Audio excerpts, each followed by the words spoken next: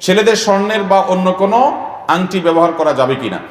ছেলেরা স্বর্ণের আংটি ব্যবহার করতে পারবে না, এটা তাদের জন্য জায়েজ নাই।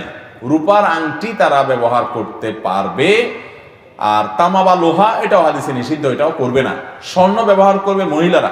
দেখেন, ইসলাম বলে মহিলাদের অধিকার দেয় নাই। ইসলাম বলছে স্বর্ণ দামি অলংকার সবচাইতে, এটা ব্যবহার করবে মহিলারা। পুরুষ শুধু চায়া চায়া দেখবে, পুরুষ শুধু চায়া চায়া দেখবে। টাকা দিয়ে কিনে দিবে পুরুষ, কিন্তু পরবে কে?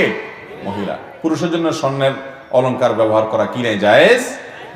বাসর রাতে স্ত্রীর কাছে মহারণা ক্ষমা চাওয়ার বিধান কি?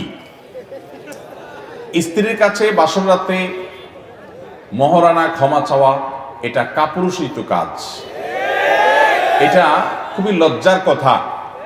আপনি বাসর রাতে স্ত্রীর কাছে মহারণা মাপ চাওয়ার চাইতে আপনি বিয়ের আগে থালা নিয়ে রাস্তায় বসে মানুষের কাছে যদি আপনি একটা কাগজ লেখা ভিক্ষা করেন যে আমার মোহর দেওয়ার টাকা নাই, বোর কাছে মাপ চেয়ে ছোট হওয়ার চাইতে বরং আপনারা আমাকে কিছু আল্লাহর রাস্তায় দেন, এটা বরং বেটার।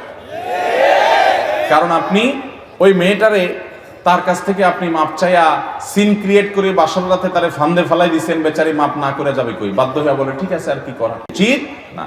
আপনি যতটুকু মোহর দিতে পারেন ততটুকু মোহর ধার্য করবেন। আপনার মাপ চাইতে বলছে কি? বাঘের বাচ্চার মতো বলবেন যে মোহর আমি কম দেবো, এত আমি দিতে পারবো না। ওই মজলিসে বসে বাহাদুরি জাহির করেন, হ্যাঁ লেখেন 10 লাখ 20 লাখ 30 লাখ, আর দিকে তলে তলে বোর কাছে মাপ চান। এটা খুব ছোট কথা, এটা ছোট লোকই, এটা করা উচিত না। যতটুকু সামর্থ্য আছে ততটুকু মোহর ধরবেন।